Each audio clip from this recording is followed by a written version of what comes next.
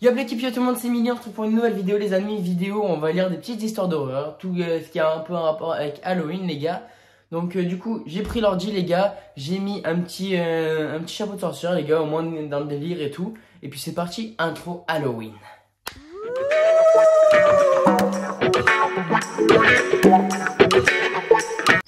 Ok les gars, donc là je suis allé sur un site, j'ai écrit histoire d'horreur Halloween, qui sont un peu courtes les gars parce que faudrait pas qu'elles soient trop longues aussi, sinon ça va être chiant à la fin.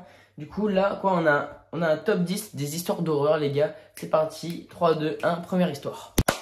Ok les gars, première histoire, c'est parti, 3, 2, 1. La première c'est quoi? C'est la gardienne en danger les gars. En quête d'économie pour payer ses études universitaires, une jeune fille se vit confier la garde de la maison d'un voisin, un médecin en échange de rémunération. L'homme lui demanda de se présenter à la maison à 19 h. Une heure après être arrivée dans la demeure, la jeune fille reçut un appel téléphonique au domicile du médecin. Au bout du fil, un inconnu lui dit que si elle ne sort pas de la maison, il la tuera. Effrayée, l'étudiante raccrocha puis regarda sur l'afficheur. Étrangement, la personne qui avait téléphoné avait utilisé une ligne privée. 30 minutes plus tard, le téléphone sonna à nouveau. « Si tu ne sors pas bientôt de la maison, je te tuerai », déclara le même homme à la voix rauque au bout du fil. Terrifiée, la jeune fille raccrocha et appela la téléphoniste. Cette dernière lui suggéra de garder l'homme en ligne environ 1 minute pour qu'elle puisse retracer l'appel si cela devait de nouveau se produire. Et 30 minutes plus tard, le téléphone sonna de nouveau. Le même homme, la gardienne, parvint à le garder en ligne. Malgré sa terreur, il lui répétait de sortir de la maison maintenant ou il la tuerait. La téléphoniste rappela aussitôt pour sommer l'étudiante de sortir de la maison le plus rapidement possible. L'appel provenait de la deuxième ligne de la maison, celle du deuxième étage. L'assassin se trouvait donc dans la maison. Oh, les gars, on commence avec du lourd. Putain, là. Sauf que moi, c'est pas trop mon délire de lire des histoires d'horreur comme ça et tout. Ah, ça fait bader quand même, les gars. Ça fait bader de ouf. Et voilà. Ah, les gars, ça fait trop bader. Tu me dis si ça t'arrive à toi ou pas. Je crois pas que ce soit des histoires vraies, par contre. C'est pas des histoires vraies. Non, c'est juste des histoires normales.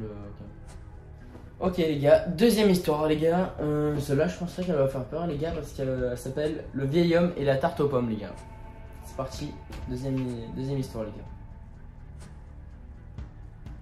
Le soir d'Halloween, un vieil homme du New Jersey a été retrouvé mort dans la cuisine de sa maison. Il vivait seul avec sa femme. L'homme n'était pas de nature facile et il maudissait les enfants. Le 31 octobre au matin, le vieil homme avait minutieusement inséré des lames de rasoir dans des pommes qu'il prévoyait distribuer aux enfants le soir venu. Sa femme, qui s'opposait fermement aux actes criminels de son mari, grincheux, décida d'arrêter le massacre prévu par le vieil homme. Elle lui prépara sa tarte préférée et l'invita à en dévorer une bonne pointe au dessert, juste avant que les enfants ne viennent frapper à la porte. L'homme, qui a la manière d'un porc, prenait d'énormes bouchées de tout ce qu'il ingérait, demanda à sa femme juste avant d'avaler: « Mais où as-tu pris les pommes pour faire la tarte?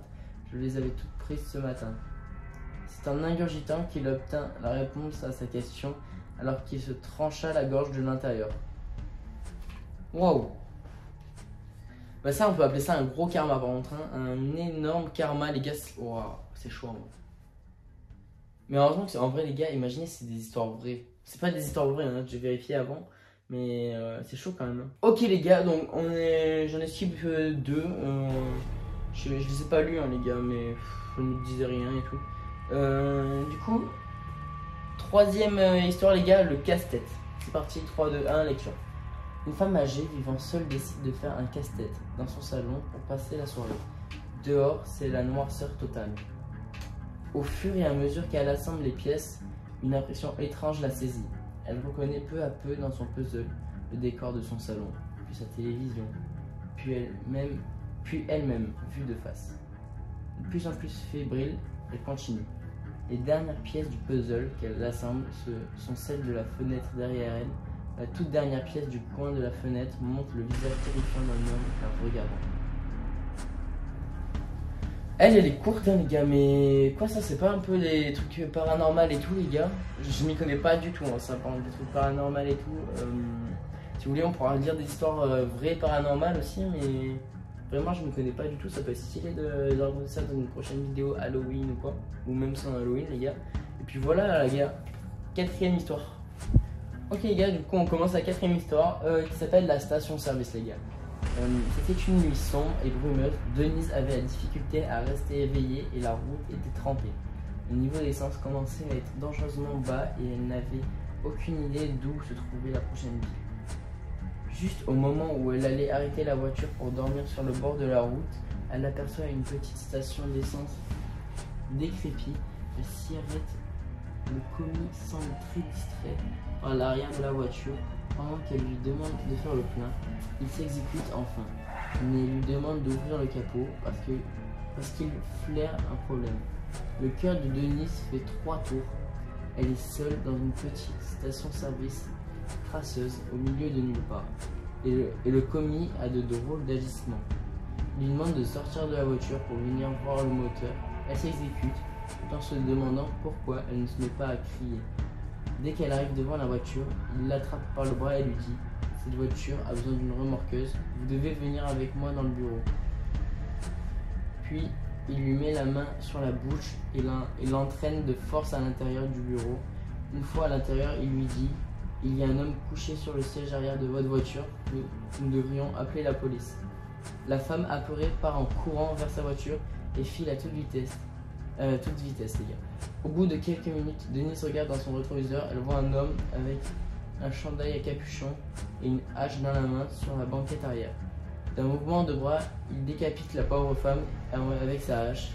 Le cadavre de Denise est retrouvé quelques jours plus tard. Des années après ce drame, la police est enfin parvenue à mettre le grappin sur le tueur en série. Avez-vous regardé sur la banquette arrière de votre voiture? Wow. On continue avec du lourd, les gars. Waouh, c'est un truc de fou. Moi, les gars, j'arrive pas trop à réagir à ça parce que en vrai, je peux pas dire c'est stylé et tout. Non, les gars, en vrai, ça fait peur, les gars. Enfin, imaginez, ça arrive à quelqu'un d'entre nous, les gars. Ça fait bader en vrai. Waouh, c'est chaud quand même. Allez, les gars, on continue, les gars. Cinquième ou sixième histoire, je sais plus, les gars, on mettra en montage. Ok, les gars, du coup, prochaine histoire, les fantômes d'Alcatraz. Ouais, je sais pas.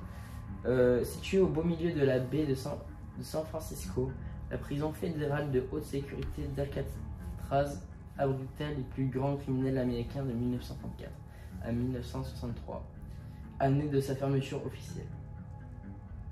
10 ans plus tard, le site fut ouvert au public et devint l'un des lieux touristiques majeurs à l'État de Californie. Plusieurs témoins affirment avoir été confrontés à des apparitions d'ombres fantomiques. La plupart auraient lieu dans le couloir principal de l'ancienne prison où 3 détenus, Bernard Coy, Joe Kretzer et Marvin Hubbard, furent abattus le 4 mai 1946 alors qu'ils tentaient d'échapper à la vigilance de leur gardien. Celle-là, elle est courte, mais ouais, elle est pas si safe pour autant, les gars. Et ouais. Vous avez vu, c'est une petite vidéo chill où on fait clear, les gars. Je pense qu'elle sera courte, cette vidéo. Mais normalement, vous aurez toutes les histoires que j'ai lues. Et vous aurez la réaction aussi, parce que de toute façon, c'est pas très long de lire tout ça. Voilà, les gars. Du coup, prochaine histoire. Ok, les gars, donc c'est la prochaine et dernière histoire déjà, parce que sinon la vidéo serait trop longue, les gars, si je continue à en lire. Légende du loup-garou. Selon la légende, lors des nuits de pleine lune, le loup-garou, ayant d'ordinaire une apparence humaine, se transforme en un loup énorme avec des sens surdéveloppés. Il acquiert les caractéristiques du loup: puissance musculaire, agilité, ruse et férocité. Il chasse et attaque sans merci ses victimes pour les dévorer, ne contrôlant plus ses faits et gestes. Il peut tuer de nombreuses personnes en une seule nuit. Les gens se sont mis à chasser les loups s'en protégeant avec de l'eau bénite et les tuant avec une balle en argent. Les loups-garous souffraient de la même répulsion que les vampires pour les choses sacrées et étaient considérés comme des créatures du diable. ils se multipliaient en mordant. La malédiction commençait dès la première pleine lune, après la morsure de la victime. Une fois la pleine lune passée, les loups-garous pouvaient conserver quelques caractéristiques animales, telles une modification de leur voix et de leurs yeux, des sourcils se rejoignant au-dessus du nez, des ongles légèrement rougeâtres, la majeure un peu plus long, les oreilles implantées un peu plus bas. Attends, quoi? Ah ouais. Un peu plus bas et en arrière de la tête, et de façon générale, un peu plus de poils sur les mains, les pieds et dans le dos. Le loup-garou est un homme vivant métamorphosé ou un corps qui sort de la tombe sous la forme d'un loup connu sous le nom de loup-garou fantôme. Bon, en parlant des délires, ça j'ai lu, ouais. On croyait que les... Attends, j'ai lu ça? Ouais, j'ai lu. On croyait que le corps métamorphosé était celui d'une âme damnée qui ne trouvait pas le repos dans sa tombe. À partir du XVe siècle, les légendes en Scandinavie, en Russie occidentale et en Europe centrale font état de l'existence de filtres magiques pouvant aider les loups-garous à trouver tout leur aspect humain. Maintenant, vous avez quelques idées pour faire peur à vos amis, un peu ou beaucoup, les gars. Et ben les gars, c'est la fin d'avoir raconté toutes ces histoires, les gars. Donc je crois qu'on en a fait 7 ou 8, les gars. Du coup, les gars, si cette vidéo vous aura plu, si vous voulez qu'on en fasse plus des vidéos comme ça, un peu où on raconte des histoires Halloween, peut-être qu'il y en aura aussi sur Noël. Du coup, vu qu'il y a bientôt Noël qui va sortir, les gars, on pourra raconter ce genre d'histoire, les gars. Ça fait toujours plaisir. Et puis voilà, les gars, c'est la fin de cette vidéo. J'espère que vous en plu. Si c'est le cas, likez, commentez, vous abonner. Et moi, je vous dis à plus pour une prochaine vidéo le samedi prochain, les gars. Bye bye!